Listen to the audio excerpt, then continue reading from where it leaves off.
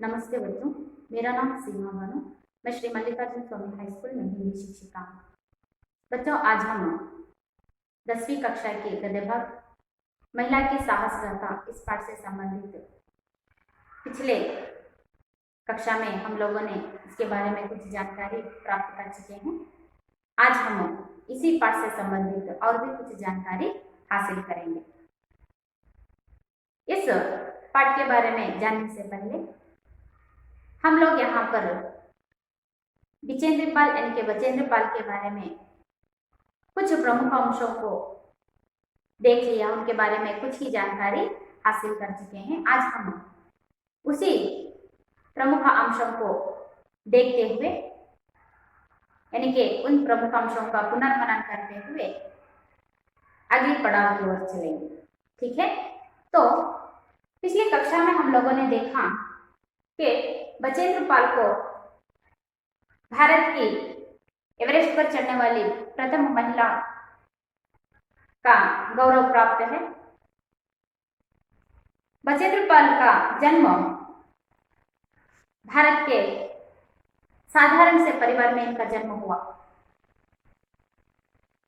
इनके पिता का नाम था किशन पाल सिंह और माता का नाम था हंसा देई नेगी। इनकी 5 संतानों में से बचेंद्र पाल तीसरी संतान थी। अपने बड़े भाई को पर्वतों पर चढ़ते देख इन्होंने भी निश्चय किया कि मैं भी अपने बड़े भाई की तरह और उनसे भी उत्तम रूप से पर्वतों की चढ़ाई करूंगी। पुरुषों से भी ज्यादा उनसे हम कम नहीं, इस लक्ष्य के साथ उन्होंने पर्वतारोहण चढ़ने का प्रशिक्षण प्रारंभ किया। हर रोज बचेंद्र पाल को 5 किलोमीटर की दूरी पैदल चलकर स्कूल जाना पड़ता था। अपने स्कूल के शिक्षा के बाद वे पर्वतारोहण की प्रशिक्षण पा रही थी और अपने शिक्षा को पूर्ण रखने के लिए शिक्षा के साथ साथ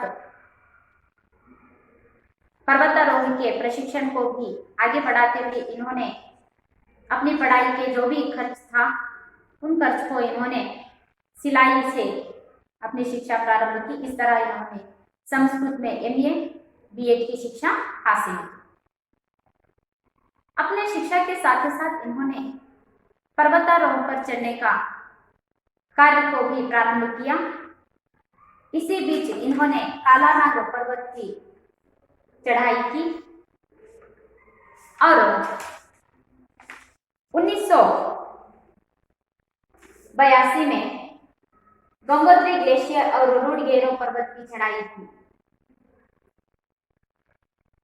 तब इनका आत्मविश्वास अधिक हो गया। उसी आत्मविश्वास में अपने लक्ष्य को पाने की इच्छा में थे। अगस्त 1983 को दिल्ली में हिमालय पर्वतारोहणों का सम्मेलन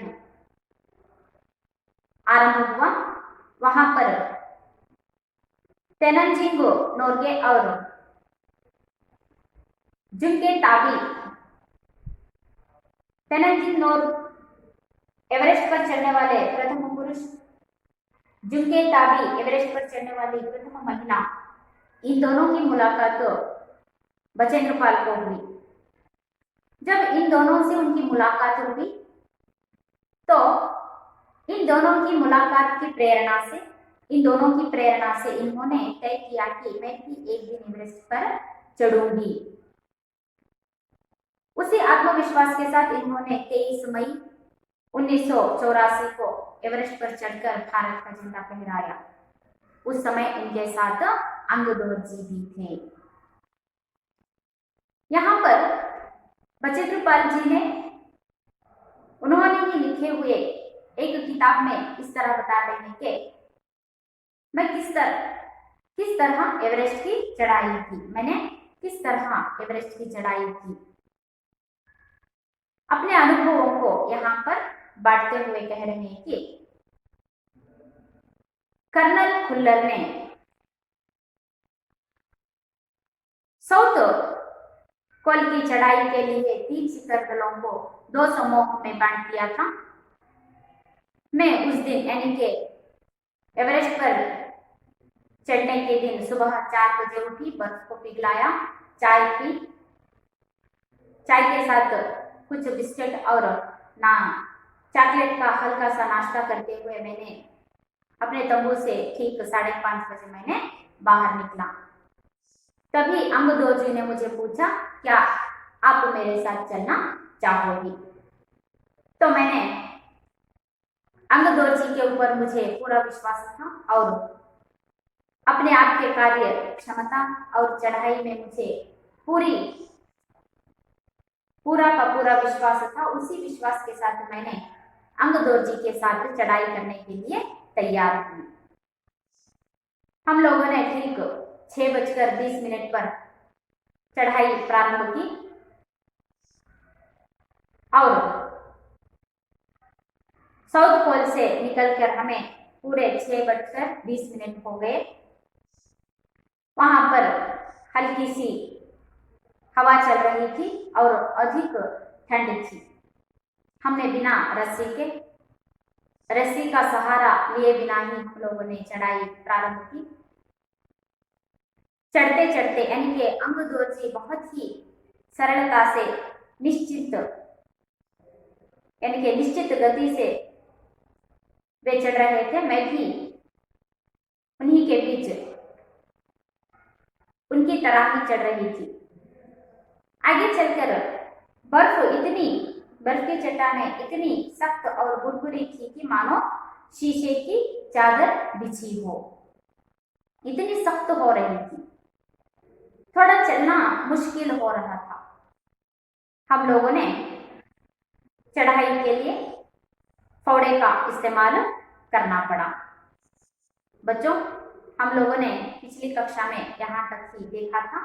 अब हम आज की कक्षा में इसके अगले भाग को देखेंगे। उससे पहले मैं इस पाठ का वाचन करूंगी, आप सब ध्यान से देखिए। 2 घंटे से कम समय में ही हम शिखर कैंप पर पहुंच गए। अंगदोर जी ने पीछे मुड़कर पूछा, क्या तुम थक गई हो? मैंने जवाब दिया, नहीं। यह सुनकर वे बहुत अधिक आश्चर्यचकित और आनंदित हुए। थोड़ी चाय पीने के बाद हमने पुनः चढ़ाई शुरू कर दी। लाटू एक लाइलन की रस्सी लाया था, इसलिए अंगदोर जी और मैं रस्सी के सहारे चढ़े, जबकि लाटू एक हाथ से रस्सी पकड़े हुए बीच में चला। तभी लाटू ने गौर किया कि मैं भी इन ऊंचाइयों के लिए आवश्यक 4 लीटर ऑक्सीजन की अपेक्षा लगभग 2.5 लीटर ऑक्सीजन प्रति मिनट की दर से लेकर चढ़ रही थी। मेरे रेगुलेटर पर जैसे ही उसने ऑक्सीजन की आपूर्ति बढ़ाई, मुझे कठिन चढ़ाई आसान लगने लगी। मैंने यहाँ पर देखा कि हम तीनों यानी कि मैं और अंगदोर जी चढ़ रहे थे। 2 घंटे के से कम समय में ही हम शिखर कैंप पहुंच गए। 2 घंटे के कम समय में ही हम लोगों ने 6:20 पर अपनी चढ़ाई प्रारंभ की। 2 घंटे के कम समय में ही हम लोगों ने शिखर कैंप पर पहुंच गए। अंगदोर जी ने पीछे मुड़कर पूछा, हमने चढ़ाई प्रारंभ करके 2 घंटे हो चुके थे। अंगदोर जी ने पीछे मुड़कर मुझसे पूछा, क्या तुम थक गई हो? उन्होंने मुझे कहा, बचेंद्रपाल, क्या तुम थक गई हो? चढ़ाई करते करते तुम थक गई हो? तो मैंने जवाब दिया, नहीं। उन्होंने कहा, हम लोगों ने 2 घंटे से कम समय में ही शिखर कैंप पर पहुंच गए थे। वहां पर पहुंचते पहुंचते अंगदोर जी आगे चल रहे थे, मैं पीछे। अंगदोर जी आगे चलते चलते पीछे मुड़कर मुझसे पूछा, क्या तुम थक गई हो? तो मैंने जवाब दिया, नहीं। यह सुनकर वे बहुत अधिक आश्चर्यचकित और आनंदित हुए। जब मैंने उनके प्रश्न को उत्तर दिया, क्या तुम थक गई हो, तो मैंने जवाब दिया, नहीं। इस नहीं शब्द सुनकर वे बहुत आश्चर्यचकित हुए और आनंदित हुए, क्योंकि चढ़ाई करना इतना आसान काम नहीं था। वह बर्फ की चट्टानें इतनी सख्त थी, मानो के शीशे के ऊपर पैर रख रहे हैं, इतनी सख्त थी। उनके बीच चढ़ाई करना एक आसान कार्य नहीं था। फिर भी जैसे अंगदोर्जी चढ़ रहे थे उसी तरह मैं भी चढ़ रही थी। तभी उन्होंने पूछा कि क्या तुम थक गई हो, तो मैंने जवाब दिया, नहीं। इस नहीं शब्द को सुनते ही उन्हें बहुत ही आश्चर्य हुआ और वे आनंद हुए और खुश हुए। थोड़ी चाय पीने के बाद हमने पुनः चढ़ाई शुरू कर दी। हम लोगों ने शिखर कैंप पर पहुंचकर वहां पर हमने थोड़ी सी चाय पी। चाय पीने के बाद हम लोगों ने फिर से अपनी चढ़ाई को प्रारंभ किया, अपनी चढ़ाई शुरू की। लाटू एक लाइलन की रस्सी लाया था, इसीलिए अंगदोर्जी और मैं रस्सी के सहारे चढ़े, जबकि लाटू एक हाथ से रस्सी पकड़े हुए बीच में चला। उस शिखर कैंप में लाटू एक लाइलन की रस्सी लाया हुआ था। लाइलन की रस्सी कौन लाया हुआ था? लाटू।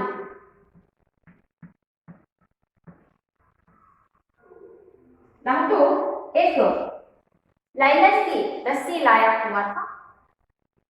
उस रस्सी का इस्तेमाल करते हुए अंगदोर्जी और मैं चढ़ाई प्रारंभ की। लाटू एक हाथ में रस्सी लिए हुए बीच में चल रहा था। तभी लाटू ने गौर किया कि मैंने इन ऊंचाइयों के लिए आवश्यक 4 लीटर ऑक्सीजन की अपेक्षा लगभग 2.5 लीटर ऑक्सीजन प्रति मिनट की दर से लेकर चढ़ रही हूँ। जब लाटू एक हाथ में रस्सी पकड़े हुए हमारे बीच में चल रहा था, तो उसने गौर किया कि मेरे ऑक्सीजन में मैं 4 लीटर के प्रति ऑक्सीजन को लेने के बजाय 2.5 लीटर ऑक्सीजन ले रही हूँ। इसी से मुझे चढ़ने में थोड़ी सी कठिनाई हो रही है। तो उसने क्या किया, मेरे रेगुलेटर पर जैसे ही उसने ऑक्सीजन की आपूर्ति बढ़ा दी, मैं यहाँ पर 4 लीटर की ऑक्सीजन को लेना था, लेकिन मैं वहां पर कितने लीटर ले रही थी? 2.5 लीटर। इसी से मुझे चढ़ाई में थोड़ी सी कठिनाई हो रही थी। तो लाटू ने उसको देखते हुए उसने रेगुलेटर की ऑक्सीजन आपूर्ति को बढ़ाई, तो मुझे चढ़ाई में आसान लगने लगी। 2 घंटे में हम लोगों ने शिखर कैंप पर पहुंचे और शिखर कैंप पर पहुंचते पहुंचते अंगदोर्जी ने पीछे मुड़कर पूछा, क्या तुम थक गई हो? तो मैंने जवाब दिया, नहीं। तो उन्हें बहुत ही आश्चर्य हुआ और आनंद भी हुआ। उन्होंने कहा कि हम लोगों ने उस शिखर पर चाय पी। लाटू ने लाइलन की रस्सी लाई हुई थी, हम लोगों ने उसी रस्सी के सहारे चलना प्रारंभ किया। लाटू रस्सी को एक हाथ में पकड़े हुए बीच में चल रहा था। चलते चलते लाटू ने देखा कि 4 लीटर की पूर्ति ऑक्सीजन को मैंने 2.5 लीटर में ले लिया था, तो इसीलिए मुझे चढ़ने में थोड़ी सी कठिनाई हो रही थी। उसने ऑक्सीजन के लेवल को बढ़ा दिया, तो मुझे चढ़ाई में थोड़ी सी आसानी हो गई। दक्षिण शिखर के ऊपर हवा की गति बढ़ गई थी।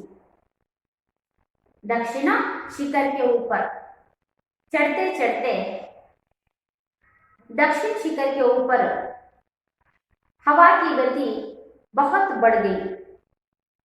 उस ऊंचाई पर तेज हवा के झोंके बुरबुरे बर्फ के कणों को चारों तरफ उड़ा रहे थे, जिससे कुछ दिखाई नहीं दे रहा था। मैंने देखा कि थोड़ी दूर तक कोई ऊंची चढ़ाई नहीं है। ढलान एकदम सीधी नीची चली गई। मेरी सांस मानो एकदम रुक गई थी। मुझे लगा कि सफलता बहुत नजदीक है। 23 मई 1984 के दिन दोपहर के 1:07 पर मैं एवरेस्ट की चोटी पर खड़ी थी। एवरेस्ट की चोटी पर पहुंचने वाली मैं भारत की प्रथम महिला थी। जब लाटू ने ऑक्सीजन की आपूर्ति को बढ़ाया तो मुझे चढ़ने में थोड़ी सी आसानी लगने लगी। जब हम दक्षिण शिखर के ऊपर हवा की चढ़े, जब हम दक्षिण शिखर के ऊपर, कहां पर? दक्षिणी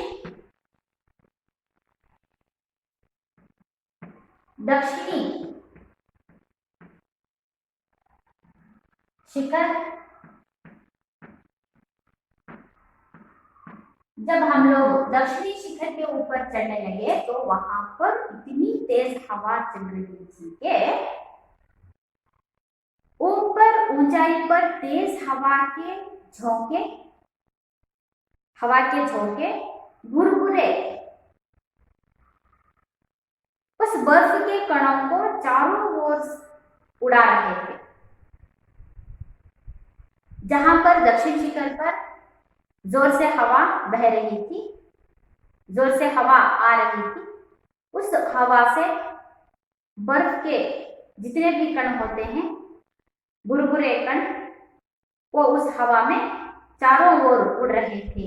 तो कुछ दिखाई नहीं दे रहा था। ऊपर चढ़ने के लिए हमें वहां पर कुछ दिखाई नहीं दे रहा था, क्योंकि दक्षिण शिखरी में वहां पर बहुत ही हवा बह रही थी।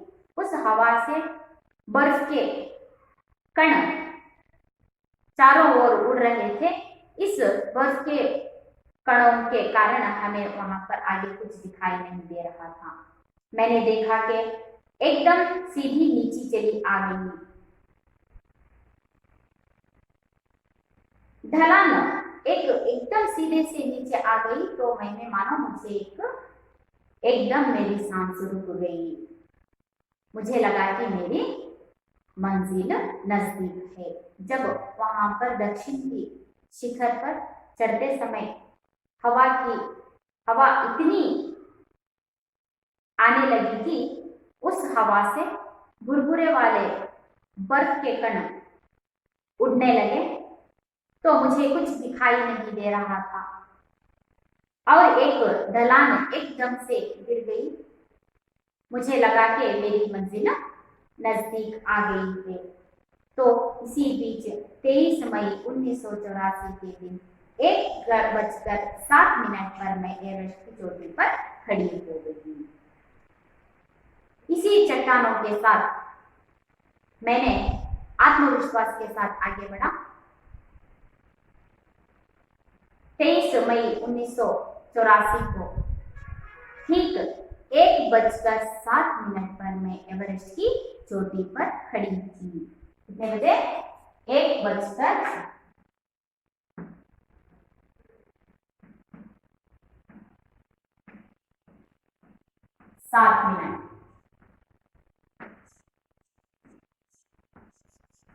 ठीक 1:07 पर मैं एवरेस्ट की चोटी पर खड़ी हुई थी और एवरेस्ट की चोटी पर पहुंचने वाली भारत की प्रथम महिला थी। इस तरह मैंने, जब हम दक्षिणी शिखर पर पहुंचे तो वहां पर बहुत ही हवा बह रही थी। हवा के साथ बर्फ के छोटे छोटे बुलबुले वाले कण हवा में उड़ रहे थे, चारों ओर उड़ रहे थे। तो मुझे आगे का कुछ दिखाई नहीं दे रहा था। तभी एक ढलान एकदम से गिरी तो मेरी सांस एकदम रुक गई और मैंने सोचा कि मेरी मंजिल नजदीक है, मैं अपने मंजिल तक पहुंच गई हूँ। तो ठीक 1:07 पर मैं एवरेस्ट के चोटी पर थी और भारत में एवरेस्ट पर चढ़ने वाली भारत की प्रथम महिला थी। ಆ ದಕ್ಷಿಣ ಶಿಖರಕ್ಕೆ ಮೇಲೆ ಹತ್ತಿದಂತೆಲ್ಲ ಗಾಳಿ ಜೋರಾಗಿ ಬೀಸೋದಕ್ಕೆ ಪ್ರಾರಂಭವಾಯಿತು. ಆ ಗಾಳಿಗೆ ಆ ಮಂಜುಗಡ್ಡೆಯ ಹಗುರವಾದಂತಹ ಕಣಗಳು ಆ ಗಾಳಿಗೆ ಎಲ್ಲ ಕಡೆನೂ ಹರಡೋದಕ್ಕೆ ಶುರು ಆಯ್ತು. ಆ ಸಣ್ಣದಾದಂತಹ ಆ ಬರ್ಫ್ನ ಅಂತಂದ್ರೆ ಆ ಮಂಜುಗಡ್ಡೆಯ ಕಣಗಳಿಂದ ನನಗೆ ಮುಂದೆ ಏನಿದೆಯಾ ಅಂತ ಹೇಳ್ಬಿಟ್ಟು ನನಗೆ ಕಾಣಿಸ್ತಾ ಇರ್ಲಿಲ್ಲ. ಅದರ ಮಧ್ಯದಲ್ಲೇ ನಾನು ಹತ್ತೋದಿಕ್ಕೆ ಶುರು ಮಾಡಿದೆ. ನನಗೆ ಅನಿಸ್ತು ನನ್ನ ಗುರಿ ಈಗ ಹತ್ರದಲ್ಲಿದೆ. ಅದೇ ಒಂದು ಆತ್ಮವಿಶ್ವಾಸದಲ್ಲಿ ನಾನು ಹತ್ತೋದಿಕ್ಕೆ ಪ್ರಾರಂಭವನ್ನು ಮಾಡಿದೆ.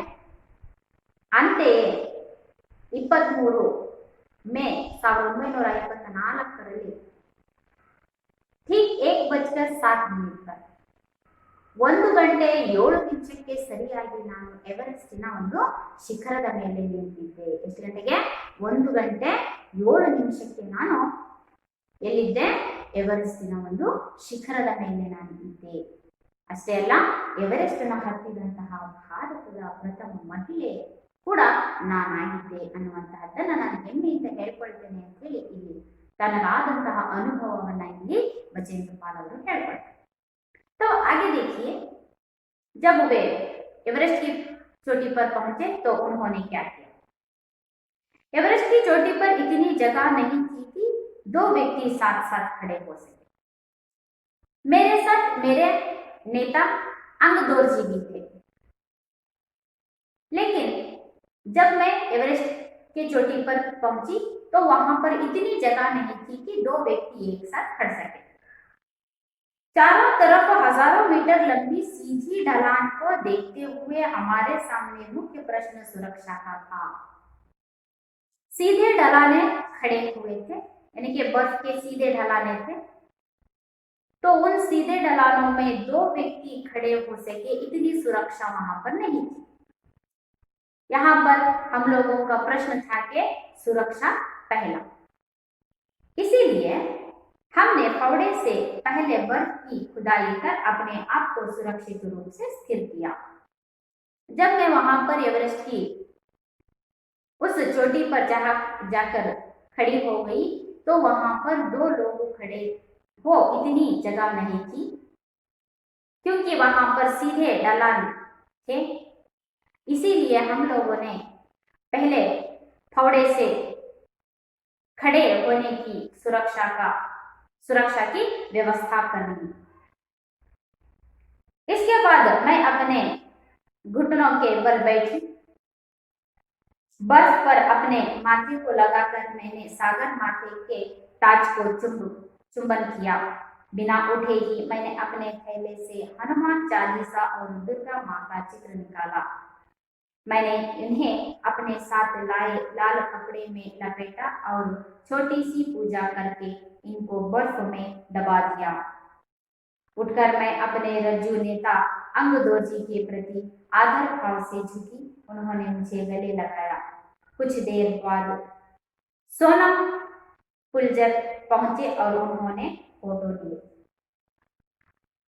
जब मैं उस एवरेस्ट की शिखर पर पहुंची तब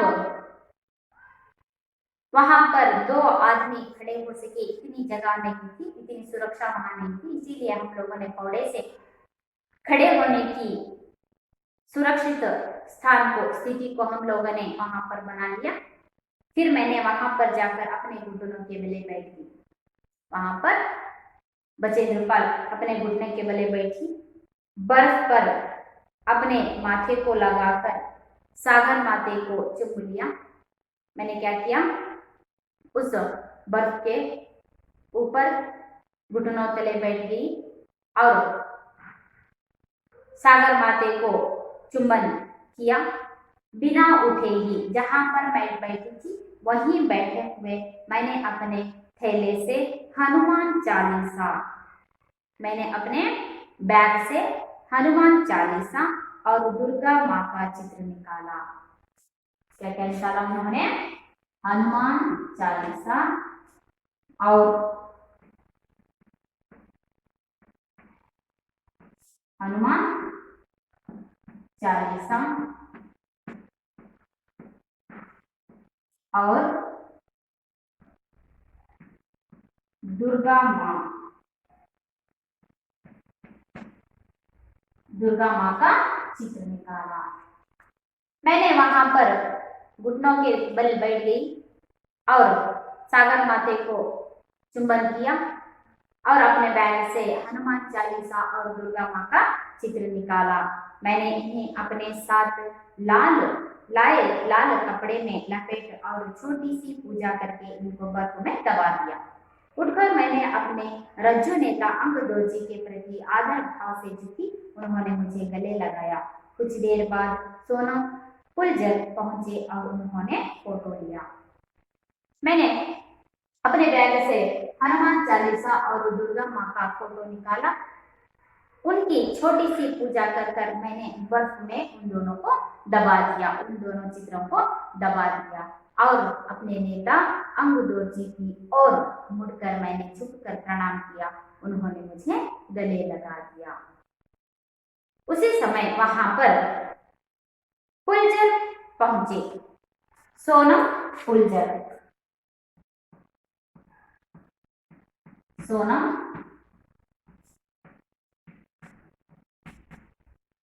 फुलझर, इन्होंने हम दोनों की फोटो निकाली। इस तरह मैंने एवरेस्ट पर पहुंचकर अपना कार्य किया।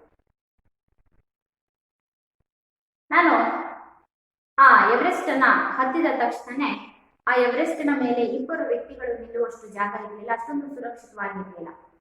ಹಾಗಾಗಿ ಅಲ್ಲಿ ಹತ್ತಿದ ತಕ್ಷಣನೇ ನಾವೇನ್ ಮಾಡಿದ್ವಿ ಅಂತಂದ್ರೆ ಇಬ್ಬರು ನಿಂತ್ಕೊಳ್ಳುವಷ್ಟು ಸುರಕ್ಷಿತವಾದಂತಹ ಜಾಗವನ್ನು ನಾವು ಮಾಡ್ಕೊಂಡ್ವಿ. ಅದಾದ ನಂತರ ನಾನು ಮಂಡಿಯೂರಿ ಕುತ್ಕೊಂಡು ಆ ತನ್ನ ಹಣೆಯನ್ನ ಆ ಬರ್ಫಿಗೆ ಅಂದ್ರೆ ಆ ಮಂಜುಗಡ್ಡೆಗೆ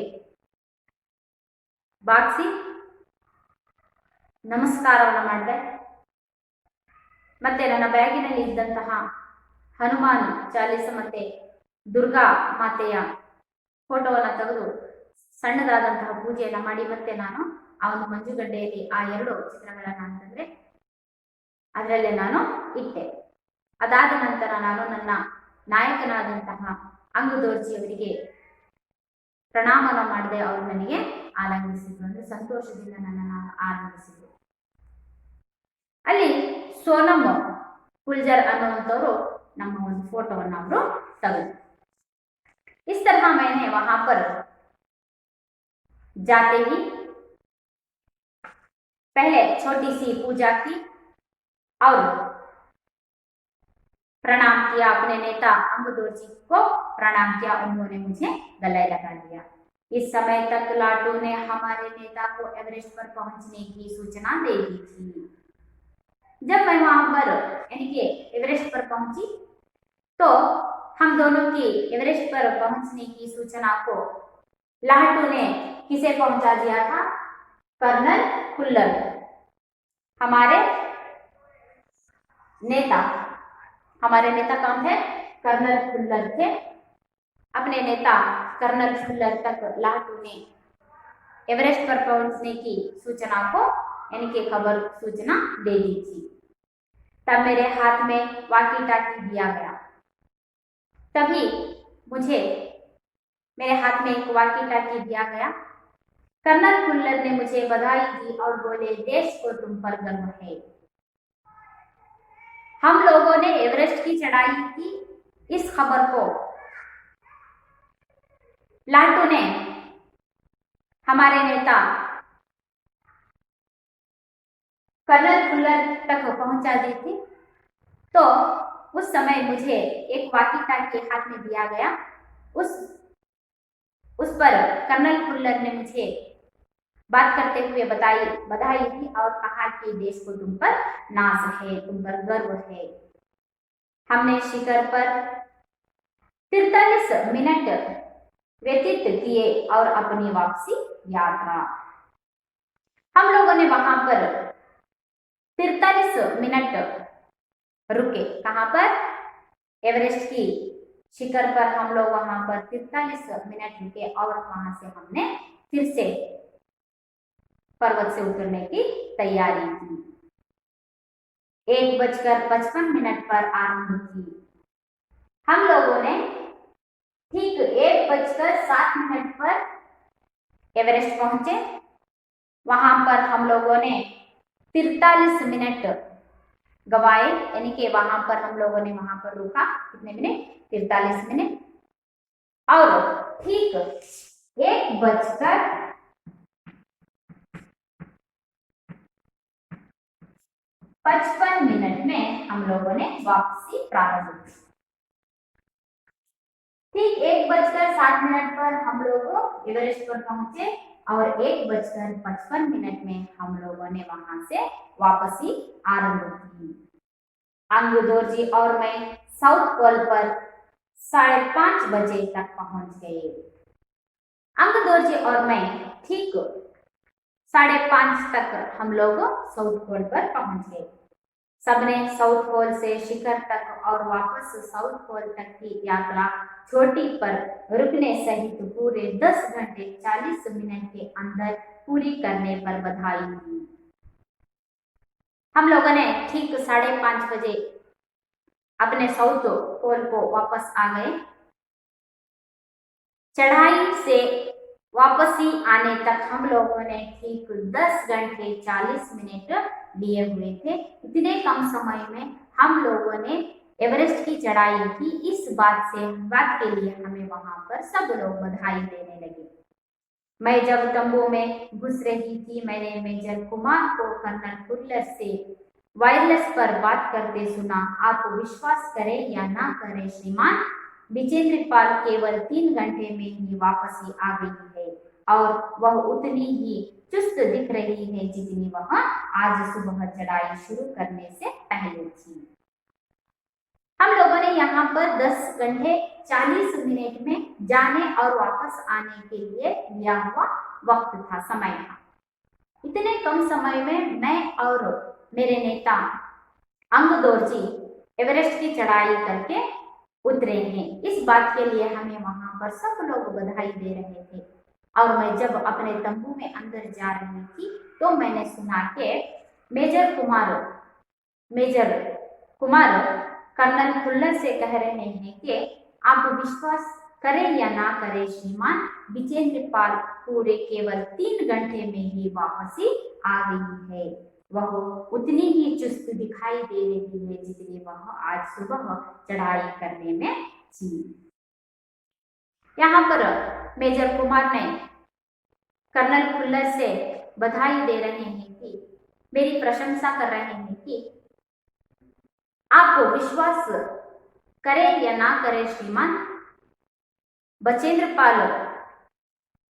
इस एवरेस्ट की चढ़ाई के लिए केवल 3 घंटे में वापसी आ गई है और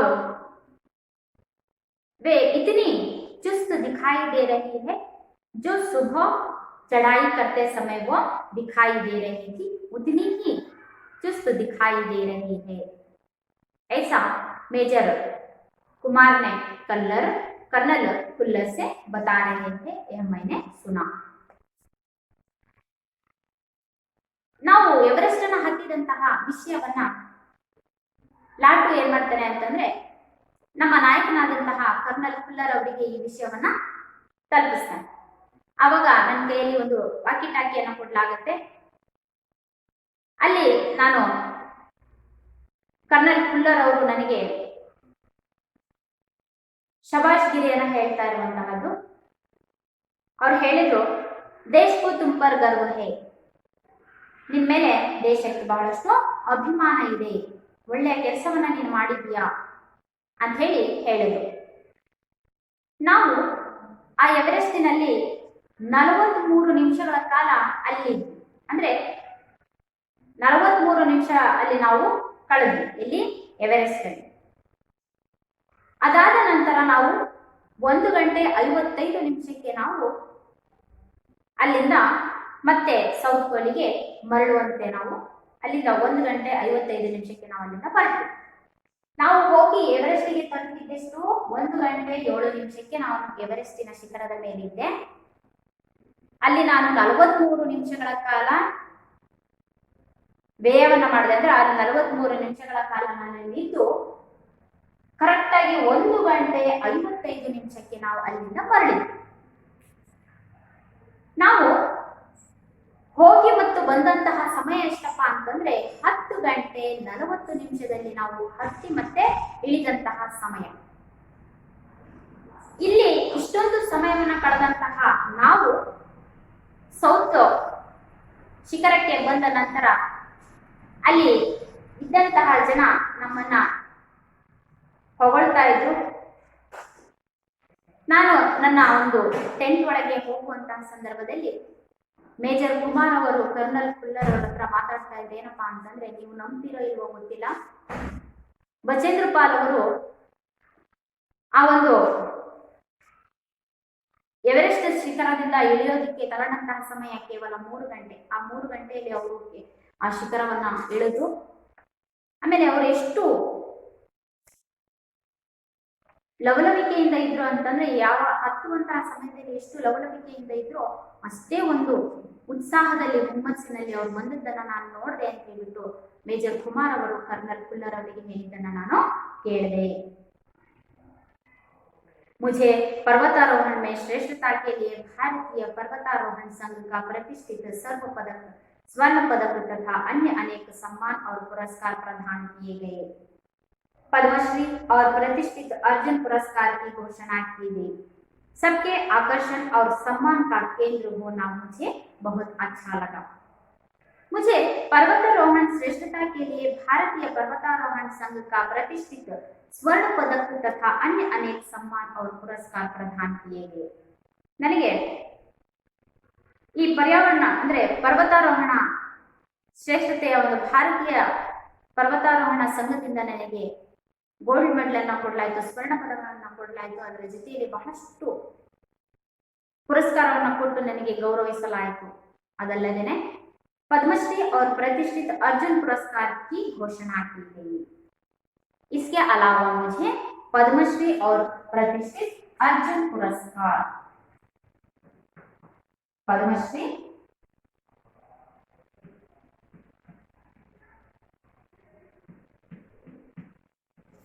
और अर्जुन पुरस्कार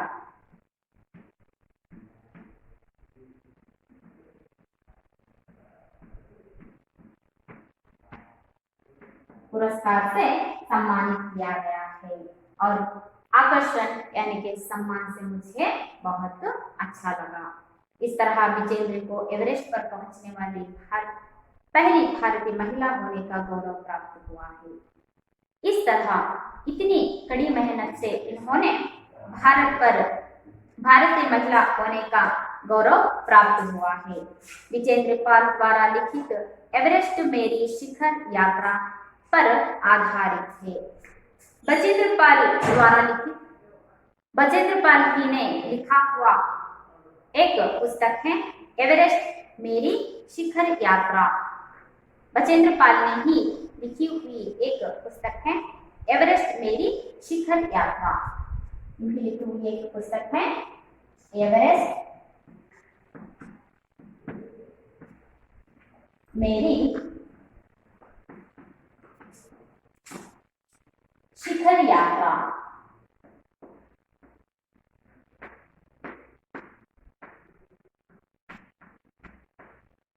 बचेंद्र पाल से ही रचित उन्होंने ही लिखी हुई एवरेस्ट मेरी शिखर यात्रा। इनमें इन्होंने एवरेस्ट पर पहुंचने पर इन्हें हुए अनुभवों को इन्होंने यहाँ पर व्यक्त किया। बच्चों, आशा करती हूँ आप सभी को यह गद्य भाग समझ में आ गया होगा। आप लोग इस पाठ को फिर से एक बार घर में पढ़ लीजिए और प्रश्नोत्तरों को ढूंढने का प्रयास कीजिए और इस पाठ के सारांश को भी समझने का प्रयास कीजिए। अब मैं आपको यहाँ पर एक गृह कार्य दूंगी। मैं आप लोगों को 2 प्रश्न दूंगी। उन प्रश्नों के उत्तरों को ढूंढने का प्रयास कीजिए और ढूंढिए।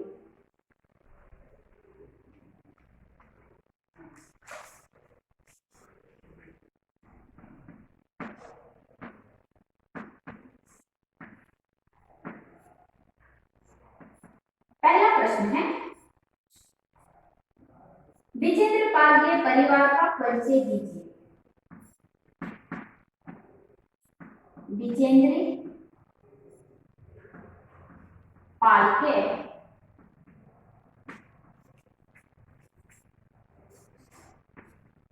परिवार का परिचय दीजिए। अगला प्रश्न है, एवरेस्ट की चोटी पर पहुंचकर विजेंद्र ने क्या किया? एवरेस्ट की चोटी पर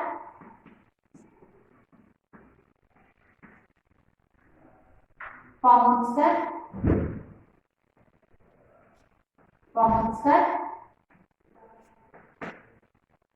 विजेंद्र ने क्या किया?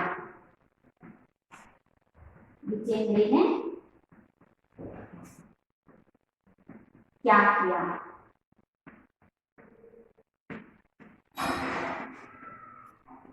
पहला प्रश्न है, विजेंद्र पाल के परिवार का परिचय दीजिए। अगला प्रश्न है, एवरेस्ट की चोटी पर पहुंचकर विजेंद्र ने क्या किया? बच्चों, आप लोगों को मैंने यहाँ पर 2 प्रश्न दिए हैं, उन दोनों प्रश्नों के उत्तरों को ढूंढिए। जो भी आज मैंने पाठ किया है उसी से संबंधित ही प्रश्न है, इन प्रश्नों के उत्तरों को ढूंढने का प्रयास कीजिए। आशा करती हूँ आप सभी को गद्य भाग समझ में आ गया होगा। धन्यवाद।